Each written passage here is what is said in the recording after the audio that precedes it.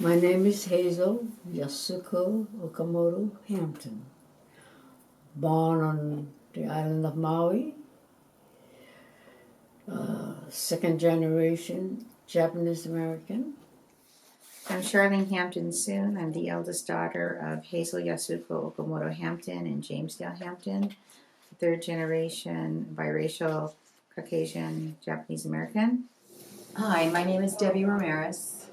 I'm the daughter of James and Hazel Hampton. I'm third generation Japanese American.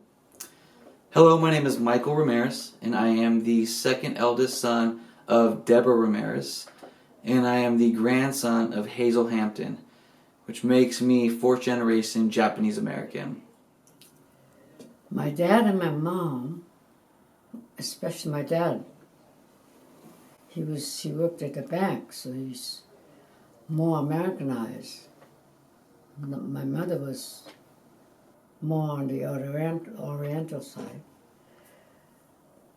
But they never insisted we have to do this Japanese way. So we just followed the American ways. She grew up, in the early 1900s, 1940s, during World War II times, and it was a really hard time for Japanese Americans. They had to deal with the invasion in Pearl Harbor and World War II and the negative connotation that was surrounding the Japanese culture, especially Japanese Americans. I think my grandma made it a point to assimilate to American culture as best as she could. When we went to school, the teachers couldn't pronounce our names, the Japanese names, so they gave all my sisters and brothers their American name, in which I got Hazel. When I went to Honolulu, there were different nationality, but more Oriental. But then when I came to the United States, that's a different story. Few Japanese. We felt out of place, but you have to understand that you came to the United States, so you have to figure out where you stand. When my mom came to the States here in California, my mom never spoke Japanese in our home. She wanted us to be as American as possible. Growing up, I didn't really note that I was different in terms of being biracial until I started school. There were kids that would pick on me and do the little slant eyes with their hands and fingers, and parents sometimes would tell their kids not to play with me because I was a Jap. We were subject to teasing and ridicule by other children our age. They would pretend they were bombing us, like in Pearl Harbor when we went swimming. They would jump at us and different things like that. You try to do your best,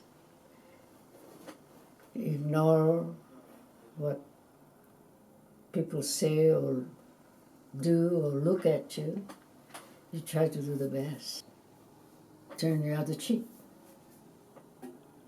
Especially during middle school and high school, if someone were to ask me what nationality I was, I always said, I'm Hawaiian. I'm half white, I'm half Hawaiian. Never said Japanese because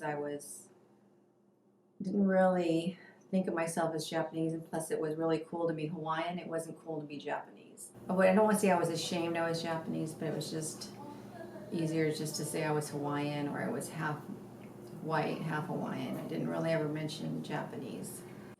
And my mom didn't discourage that.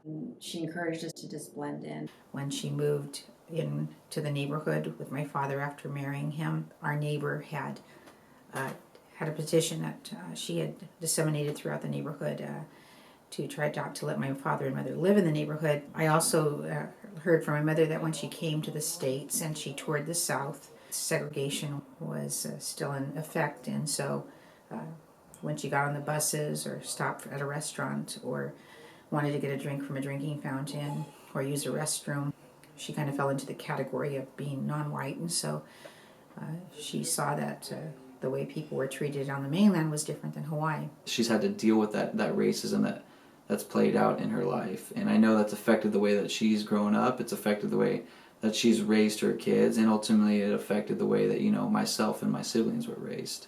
So in my household now, growing up as a kid, you know, my mom, there's no Japanese culture or tradition, so we don't have that connection with the culture. I realized how little of the Japanese tradition and culture she passed on to us. But not as a negative. I know that my grandma, if she would have known that, you know, things would have been a lot more accepted in today's day and age, and that she would have passed a lot more culture on to us. And I still take a ton of pride in it. I love it. I take so much interest, and I'm really excited that when I do have, you know, kids of my own, that's going to be a point of interest and a point of me raising them, is to make sure that they know where they come from, take pride in who they are, take pride in their race, embrace their race, and to flourish in it, and to be excited about it. And whatever you are, even if you're Japanese, you shouldn't think that you're lower than the other. I think that's a lesson to be learned as we go forward.